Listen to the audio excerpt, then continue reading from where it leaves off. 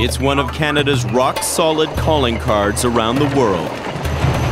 More than half the world's mining companies are Canadian. But do they promote Canadian values when they do business abroad? Tonight, we take you on a journey to East Africa to uncover the story of a Canadian mine turning desert dirt into mineral riches. But to get at those riches, first the Canadians needed to get into business with a dictator.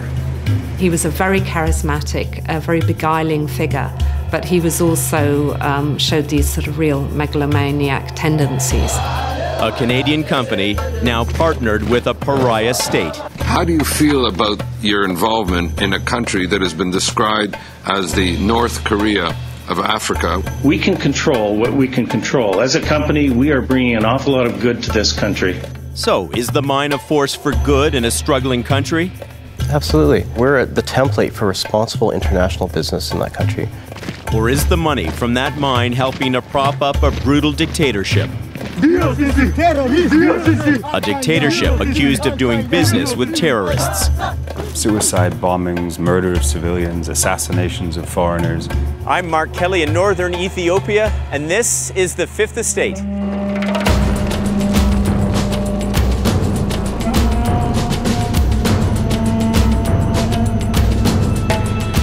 Sometimes the truth can hide in faraway places. That's why sometimes the truth is hard to find. We're trying to find it here, and what a place to look for it. The landscape in East Africa is rugged, the vistas revealing as we wind our way through the mountains. Life is stark and simple. It's all about survival. Barely a soul in sight, and yet every month, thousands of refugees leave Eritrea heading for camps in the region like this one. This is a safe haven for people who want to escape the grip of Eritrea's repressive regime, many of them just teenagers. Like this girl, she's just 15 years old. I want to know, how did you leave Eritrea? How did you get here? Were you by yourself? Were you with family members? How long have you been here in this camp? We're on the trail of two men who feel their lives are in danger because they're speaking out about what they say they endured working at a Canadian mine. Their names are on a lawsuit filed 12,000 kilometers away in the Supreme Court of British Columbia. The suit alleges beatings, torture, cruel and inhuman treatment at the hands of the government. So why would two guys living here be taking on a mining company based in Vancouver? Well, it's a twisted tale, and the answers, we hope, are somewhere in this camp. One of the first people we come across is Legesse Berhe, and sure enough, he tells us he worked at that Canadian mine. It's a bad memory for him. Berhe says he was forced to work day and night at the mine doing hard labor. So would you work 7 days in a row all day?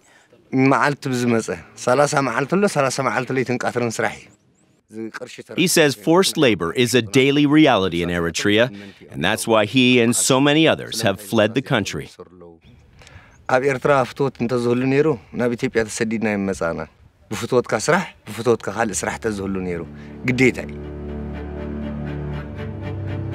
Eritrea, a country of some 6 million people in the Horn of Africa. Its dry desert landscape looking more like a lunar moonscape. But beneath the surface, it's a land of mineral riches, a prospector's paradise. A world away in BC, there were whispers in the business community that Eritrea was a place where a mining company could strike it rich. Vancouver's Nevson Resources was intrigued.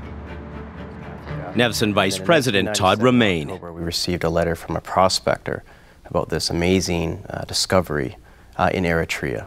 And our CEO at the time was very interested in exploring that, and he sent out to Nevson officials in January in 1998. And it wasn't until 2003 that we discovered this monster of a deposit called the Bisha deposit. Describe this monster to me. What was there? Well, it was a giant layer cake with high grades, 5, 6, 7, 8% grades of gold, copper, and zinc. This giant ore body, which was again one of the highest grade deposits in the world.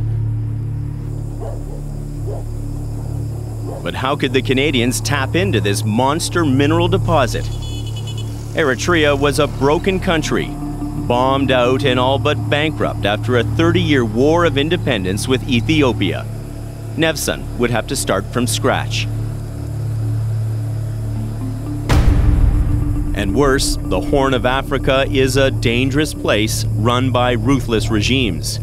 The US would call Eritrea's new leader an unhinged dictator. After winning Eritrea's independence in 1993, Isaias Afwerki, freedom fighter turned president, began a brutal clampdown against his critics.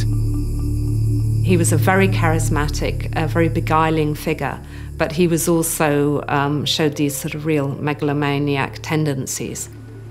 Journalist Michaela Wrong has written extensively about Eritrea. The power remained with the military, the ruling party, and above all with Isaias himself. And what you see is, as the years go by, Isaias begins to sideline all his closest collaborators, the ones who really could have been a challenge.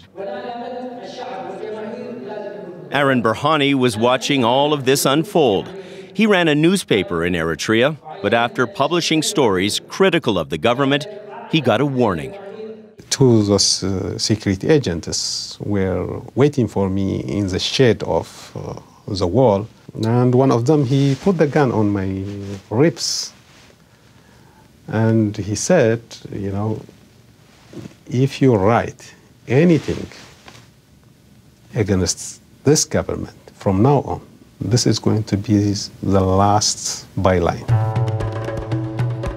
In 2001, the Eritrean president jailed political opponents and journalists. Berhane went into hiding. He would later dodge gunfire on the border and escape.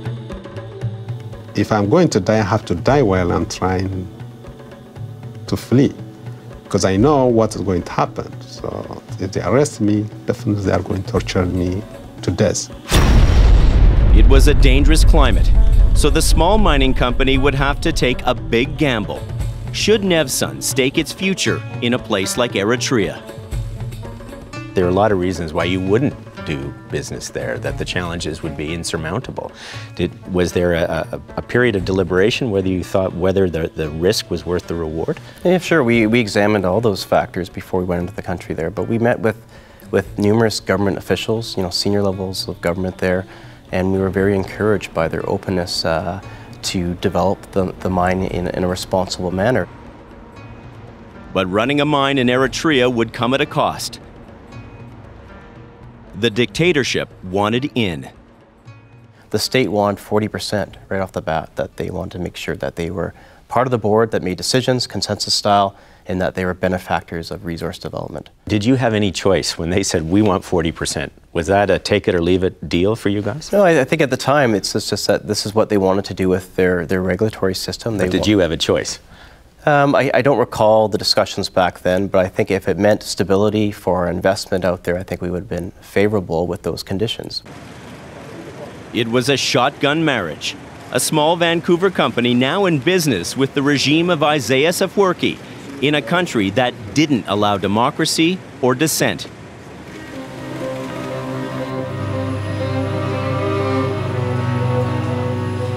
"13 years after first surveying the desert, Nevsun hit pay dirt. In February 2011, the gold started to flow, and so too did the money. In that first year of production alone, Nevsun reported revenues of $548 million. The company had now joined the club of Canadian mines making millions around the world. Give me an idea of what success felt like for Nevsun in that time. Well, I think a lot of people doubted our ability to operate in Eritrea, right?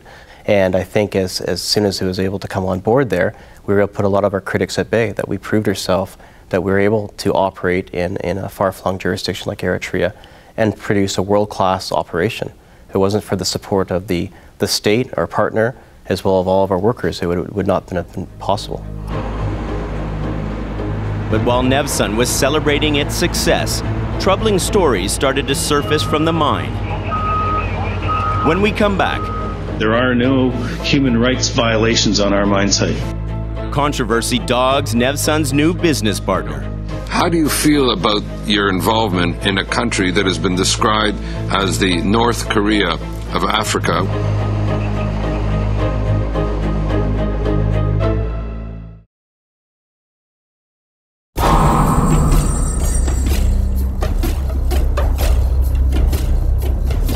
For hundreds of years, foreigners have come to mine the mineral riches in Africa. But few ever ventured into this corner of East Africa, into a tiny country called Eritrea.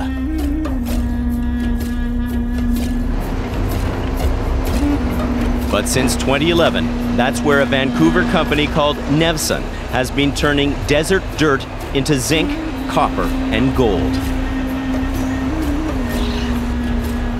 During its first 4 years in operation, the Bisha mine had generated profits of about $700 million US for Nevsun and its partner, the Eritrean government. The Bisha mine, the first and only modern mine in the country, is playing a big part in helping create opportunity, prosperity, and self-reliance. Nevsun's corporate video boasted about how well its workers are treated, a point of pride for the Canadian company, especially in a country ruled by a dictatorship. Our employees are provided air-conditioned accommodations, most with private bathrooms, all equipped with TV and internet. All our workers and contractors receive free health care. Bisha's employees are served fresh and nutritious food free of charge, all they can eat, and much of it grown right here on our own farm. How would the mine be used as a tool for this positive development, as you're calling it? Well, I mean, just look at the mine since the beginning. We've contributed almost $2 billion to the Eritrean economy. $755 million has gone to the government, and that's gone to deal with poverty reduction, the building of community infrastructure, new hospitals, new schools. We provide well-paying jobs at the mine. So we believe we've made a very positive contribution to the ongoing economic development of the country. That may well be, but remember, that country is run by a dictatorship that also had a 40% stake in running the mine. And some uncomfortable questions were being raised about the workers the government supplied to build the mine. Indefinite national service for 20 years, paying $10 per month. That is a modern time slavery. Elsa Chiram is an exiled Eritrean human rights activist. She's traveled the globe talking to former workers who fled the country, taking statements about their role in building the mine. She said many were forced into the job. They did not apply for the job. Yeah, if they refuse, they would be killed or tortured or detained indefinitely. So what choice do they have? Chiram says the government was using military conscripts as a pool of cheap labor to build the mine. In Eritrea, everyone over 18 enlists in what's called the National Service, trained at camps like this. Some are used as soldiers, others are used as a labor pool for government projects. But did that include building the Bisha mine? Human rights groups considered this a modern form of slavery. Worse, in the case of the mine, they said it was forced labor for foreign profit. In January 2013, New York-based Human Rights Watch released a report called Hear No Evil, blaming Nevsun for failing to stop the use of forced labor at the mine. Nevsun insisted it didn't hire the workers. The company said they were provided by an Eritrean state-run company called Sagan Construction. Initially, Nevsun offered this apology. The company expresses regret if certain employees of Sagan were conscripts 4 years ago in the early part of the Bisha mine's construction phase. Nevsun was feeling the heat in Ottawa too. Some politicians felt doing business with a dictator would tarnish Canada's image abroad. This is not true. Nevsun's CEO, Cliff Davis, was called on the carpet by a parliamentary committee. How do you feel about your involvement in a country that has been described as the North Korea of Africa with respect to human rights violations? We can control what we can control. As a company, we are bringing an awful lot of good to this country, and we are bringing an awful lot of good to the people of Eritrea. But the controversy didn't die there. It only got bigger. Last year, the United Nations released a scathing 484-page report on human rights abuses in Eritrea, including the issue of forced labor to build the Canadian mine.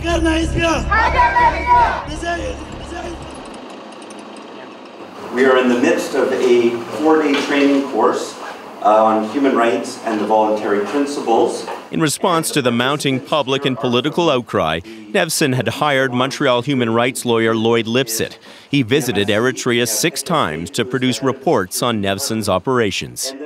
Will you say now, with total certainty, that there is no forced labor being used in that mine? With total certainty is a hard thing to say, but I am very confident that there's no forced labor, there is no national service used either in the direct workforce or in the Eritrean contractors that provide labor or transportation or security guards to the Bisha mine. With Lipset's report in hand, Nevsun did a 180 on the issue. The company that once expressed regret that forced labor was used at the mine now says it has nothing to apologize for. You don't believe that there was any conscripted labor that was ever used in the development or operation of your mine? We've done extensive investigations to date inside Eritrea at the Bisha mine with former workers, both expatriates that have no tie to Eritrea, that don't work in Eritrea anymore, as well as people that still work there. And based on all this evidence, there's no corroborating claims to support any of the allegations being made. There are a lot of allegations on the public record from people who say that they were conscripted labor working in your mine. Do you believe they're lying? Let me read you something from, this is from the UN Commission of Inquiry report. It says here, testimonies collected by the Commission showed that some conscripts were used by Sagan to construct the underground network of tunnels for future mining operations. You know what the problem with that statement is, Mark? We're an open pit mine. There's never been tunnels. There was no tunnels in 2008, and there's no tunnels in 2016. You have to take these things with a grain of salt. So the UN has got it wrong, or the UN is lying? The UN had a very biased methodological approach, which only included testimonies from people outside the country. They did not want to meet with Nevsun to talk about all of our independent human rights impact assessments we've done in the country, or all the people that we've talked to. If they can get it so wrong with this tunnel analogy in an open pit mine, something so elementary, then, as I mentioned before, you have to take this with a grain of salt. It's true, the UN didn't talk to anyone inside Eritrea. That's because the Eritrean government wouldn't allow the UN into the country. Of course, we wanted to go to Eritrea and see the mine for ourselves and give the government an opportunity to answer to these explosive allegations. But in the end, this is as far as we got, northern Ethiopia. After months of back and forth with the Eritrean regime, we were told the Fifth Estate isn't welcome in Eritrea.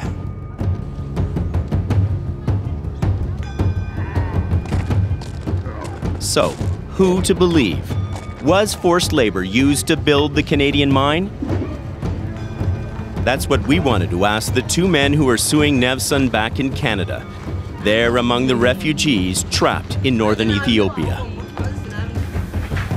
We have their names from the court documents. We catch a break when camp officials offer to run what little information we have through their records. The men are in the system, but are they still here? And will we be able to find them among the thousands of Eritrean refugees in this camp? What can you do to help us find these guys? Because we've come a long way and we really need to help find, need his help to find these guys quickly because we're running out of time. Yeah. We finally get a tip and set off to meet them. Hi, I'm Mark. How are you? Canada. Nice to meet you. How are you? His name is Kasete, and he's too nervous to allow us to record an interview, but he stands by his statement filed in a BC court. We couldn't independently verify his claims, but in his affidavit, Kasete says that although he was officially released from the military, he wasn't free. Kasete alleges that when he began working at the mine in 2008, he was effectively under the control of the Eritrean military. He says he could not refuse to work at the Bisha mine because he believed he would have been detained and punished severely. The second man from the lawsuit agrees to speak with us. His name is Mirtab, but he doesn't want to show his face on camera. We agree to conceal his face to protect his family in Eritrea. How did you end up working at the mine? Did you have any choice about whether you wanted to work at the mine?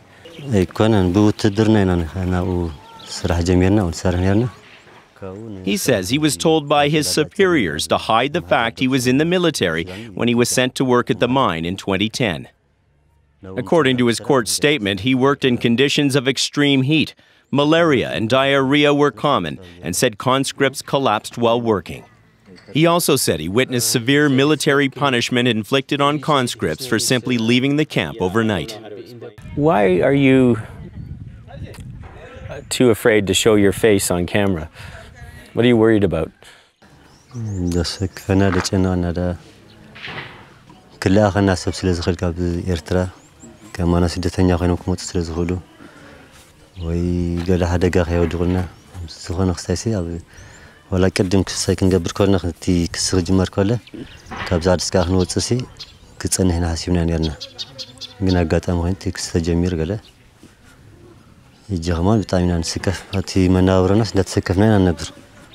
But you believe that somebody from Eritrea, somebody sent by the government would try to harm you or even kill you? No. Yes. Their lawsuit claims Nevson knew about the forced labor and cruel treatment and did nothing to stop it. Nevson has denied this, leaving it to the BC Supreme Court to try to find out what really happened at that mine.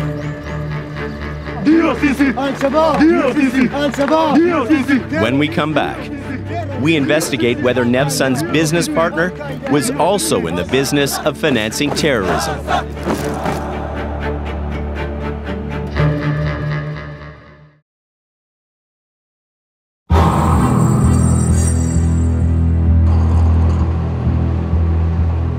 The Canadian mine in Eritrea isn't just the biggest one in that country, it's the only one. And to get into Eritrea, Vancouver's Nevson Resources had to give the government a 40% stake in the mine. Revenues from the mine, a lifeline for the cash-strapped Eritrean regime to the tune of $200 million US every year.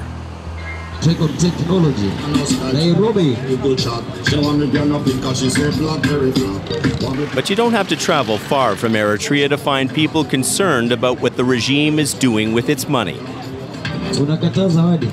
Even before the gold mine ever opened, Nevson's business partner was seen as a bad neighbor for supporting rebel militia groups bent on destabilizing countries like Kenya.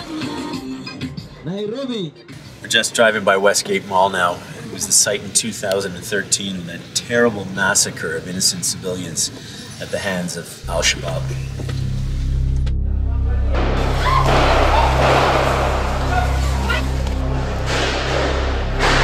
Late this afternoon, the Somali group Al-Shabaab said it did this. September 2013. Al-Shabaab gunmen murdered 67 and wounded 175 people in a terrorist attack on Westgate Mall in Nairobi. For years, Kenya has been the target of bloody and brutal terrorist attacks. So, what does that have to do with the Canadian mining company? Well, Nevson was now doing business with the Eritrean government, a regime that was accused of sponsoring Al-Shabaab.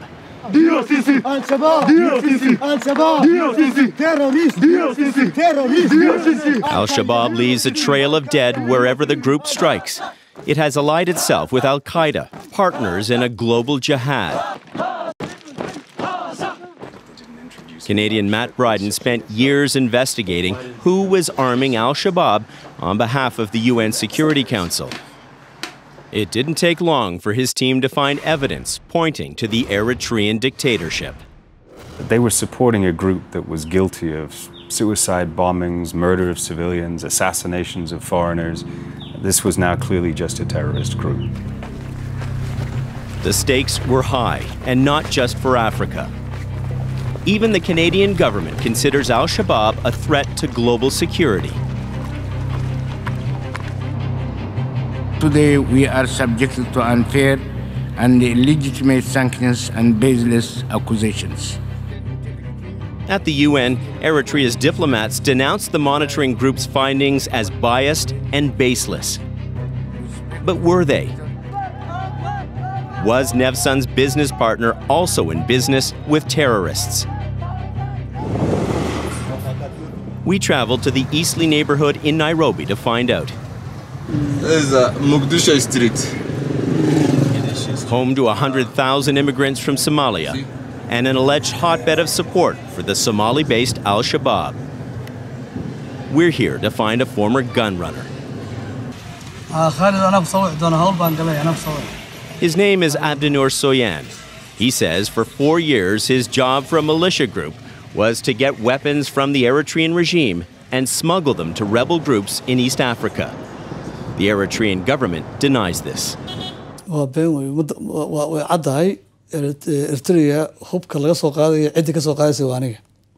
al-Shabaab, though, would have been armed with weapons that they got from Eritrea. In 2011, with gold flowing from the Canadian mine and profits flowing into the pockets of Nevsun's partner, the Eritrean dictatorship, the UN was worried this new money could be diverted to al-Shabaab or other militia groups active in the region. How is Eritrea paying for that? It's a poor country. Doesn't have a lot of hard currency, very little in fact, at that time. So we looked at all of the potential sources and tried to understand how this was happening. Money was being spent, and there were only a limited number of places that Eritrea could have been coming up with these funds. With the gold mine being one of them. Gold mine being one of them. So the UN asked for Nevsun's help.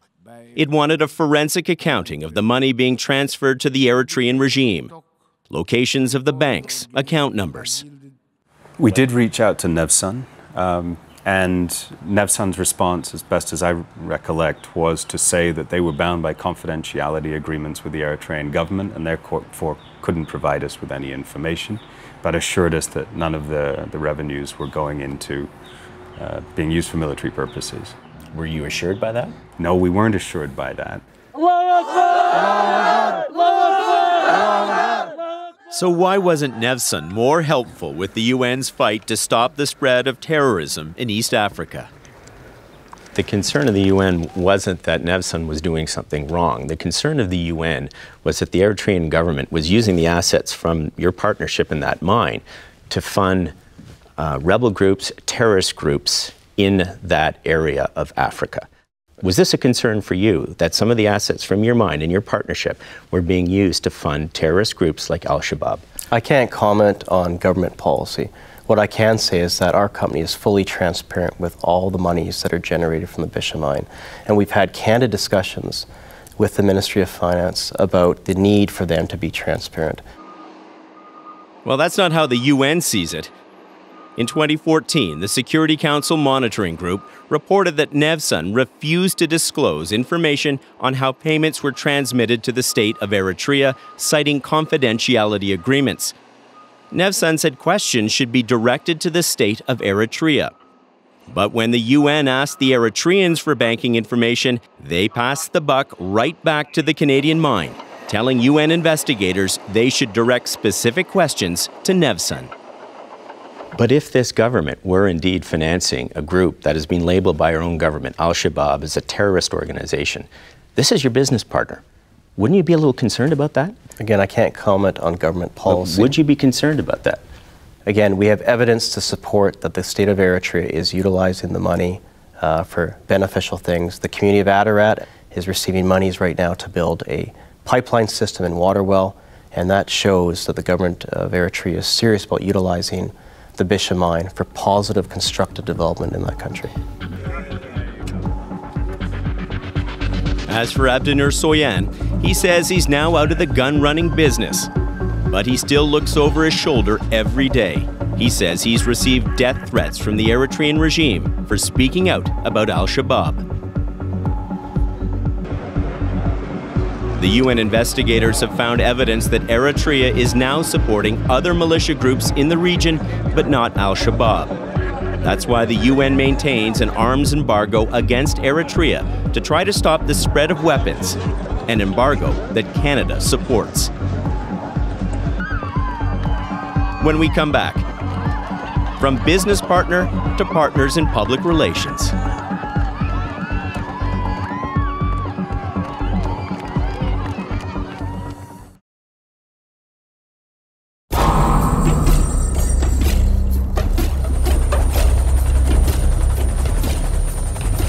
The plight of Eritreans rarely ever grabs the world's attention. That was until Europe's migrant crisis exploded into the news. Many of the people on these leaky boats on the Mediterranean are refugees from Eritrea. The UN estimates about 400,000 Eritreans have fled the country in recent years, escaping the dictatorship that has ruled the country since 1993. This is a country that desperately needs some good publicity.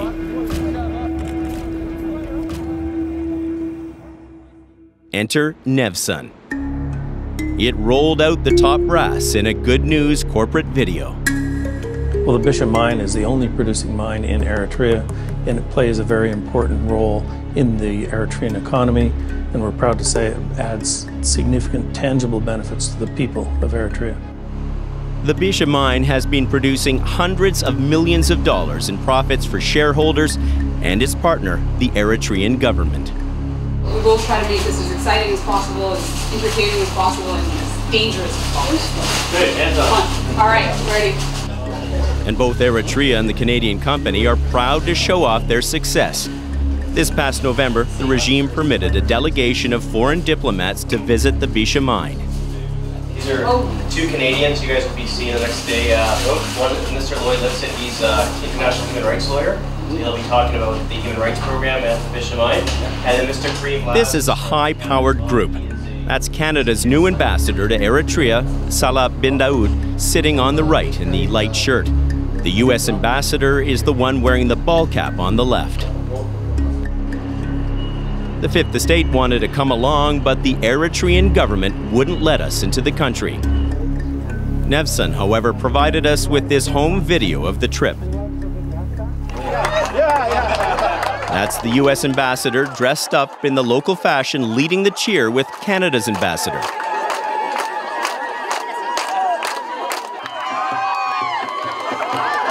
And there's the U.S. ambassador again, joining in a ceremonial dance. If there are ongoing human rights violations inside Eritrea, clearly this mission wasn't going to find them here. But then again, that wasn't their mission. I'm very happy to be here with my colleagues from the South African Embassy, the German Embassy, the Canadian Embassy. The group came to see the mine, and Canada's ambassador told us later in an interview he was impressed by what he saw. Safir Canada. Safir Canada. They are mining I believe in a responsible way and protecting the environment, helping the neighboring communities.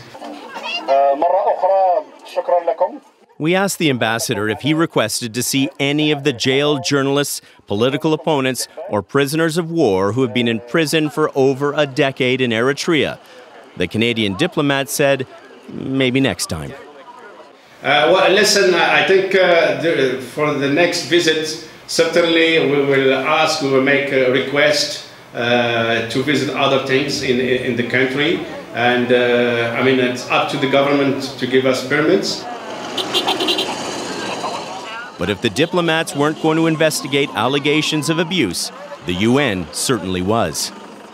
Now, United Nations inquiry says Eritrea may have committed crimes against humanity. We need freedom now! We need freedom now! The UN released a 484-page report that made headlines around the world. It detailed human rights abuses in Eritrea, violations so serious they may constitute crimes against humanity. Killings, torture, indefinite national service. Eritrean activists demanded an end to the brutal dictatorship. Although the report was based on the testimony of some 700 Eritreans, Nevson's vice president of corporate social responsibility said it wasn't credible. But unfortunately, the United Nations methodology in this case was very biased and selective. It only included people from outside the country. No, Nevson won't let the UN's damning report distract them from what the company still insists is a good news story.